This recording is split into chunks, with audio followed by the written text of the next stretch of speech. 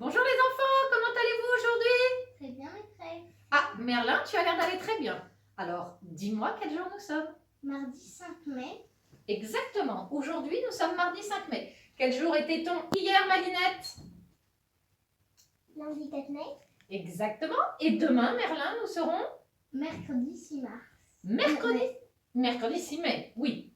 Bravo, très bien. What's the weather like today? Malinette? It's cloudy.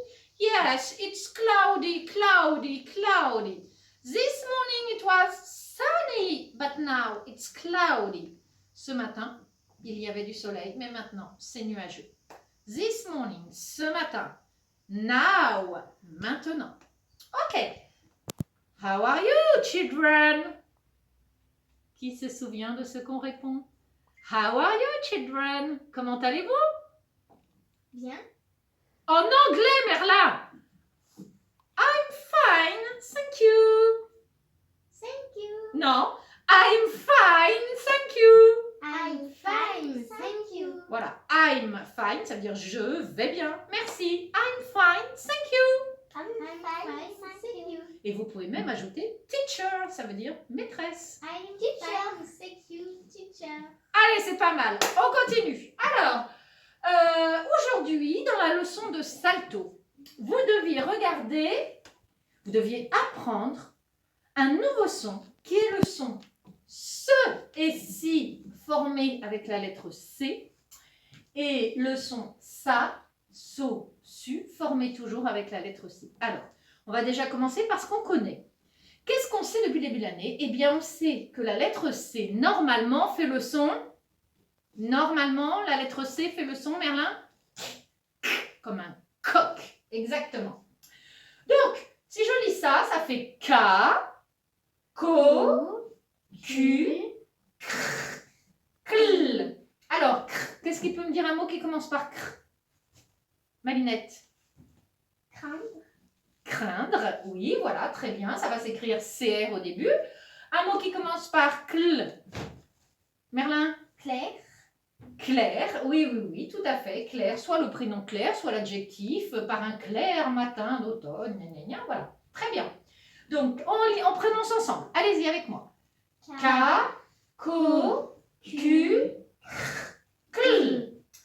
Alors, ce qui est nouveau dans la leçon aujourd'hui, c'est que si je mets un E ou un I derrière le C, eh bien le C, il ne fait plus du tout K, mais il va faire S, exactement comme la lettre S que l'on connaît déjà.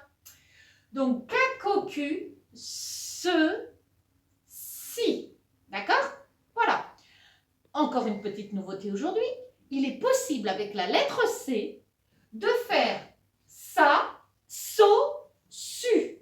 Mais alors là, il faut rajouter quelque chose. Quelque chose qui s'appelle comment? Est-ce que vous le savez? Ça là. Je pars avec mon feutre bleu, je descends et je fais un gros ventre comme ça, comme si c'était une partie du 5.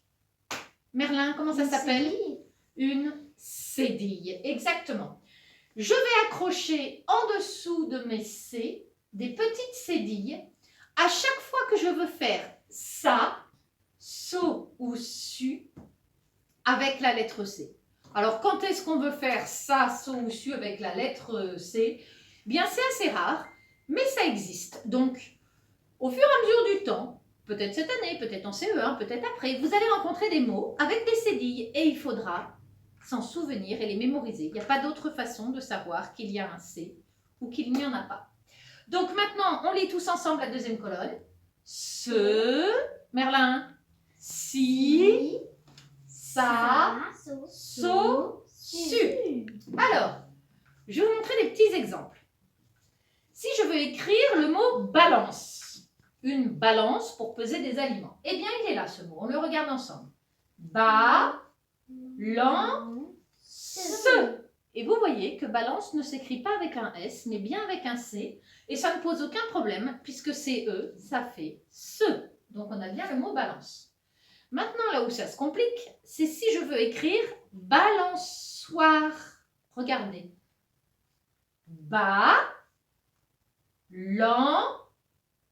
Soir. Et vous voyez Qu'est-ce que je suis obligée de mettre à mon petit C, Malinette? Une cécédille. Je suis obligée de mettre une cédille parce que balançoire, c'est un mot de la même famille que balance, donc je vais retrouver mon C.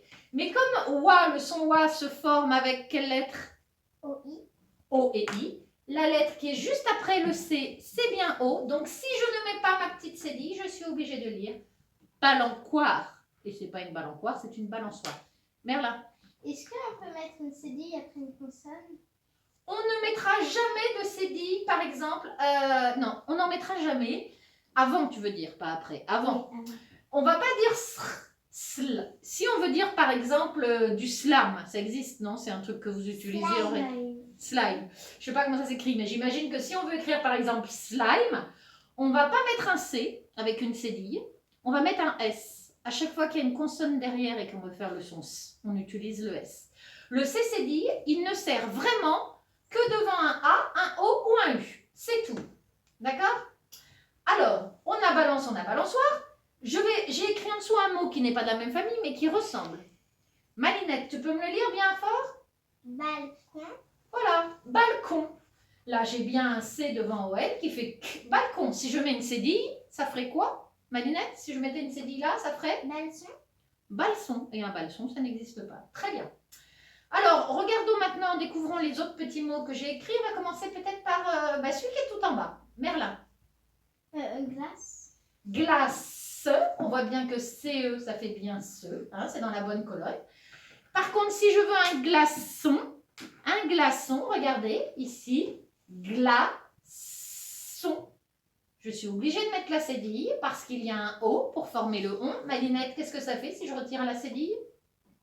Glacon. Glacon. Donc ça ne va pas, ça ne fonctionne pas. Donc on rajoute cette petite cédille. Merlin, tu avais une question? Oui, est-ce qu'on peut mettre un cécédille avant un Y?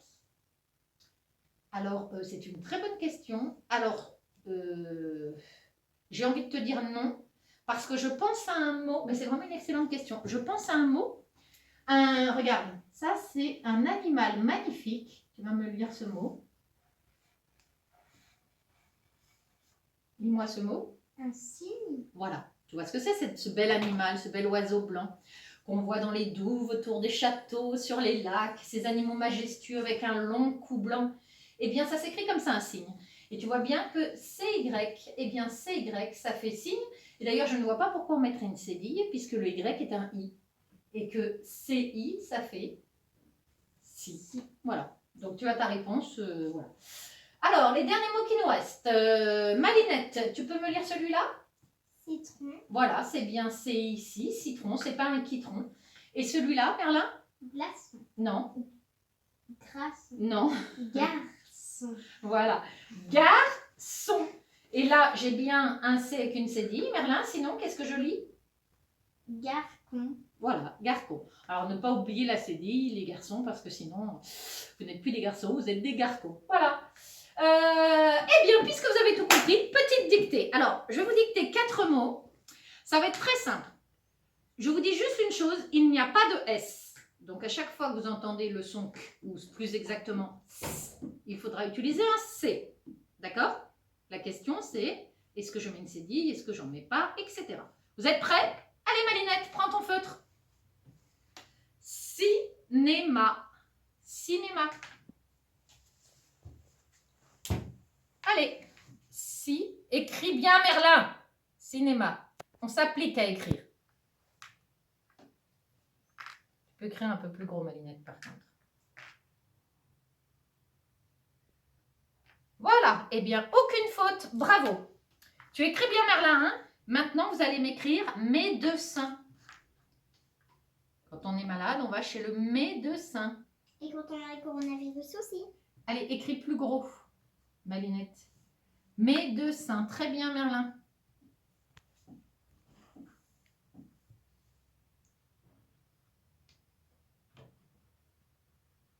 Pas. Ben, pourquoi tu me mets un E? Ça fait médecine, c'est un mot qui existe, mais INE, ça fait IN. Donc médecin, très bien, sans E. Maintenant, cité. La cité de Rueil-Malmaison, par exemple. Paris est une grande cité. Lutèce était une grande cité. Gauloise, romaine, je ne sais plus. Cité.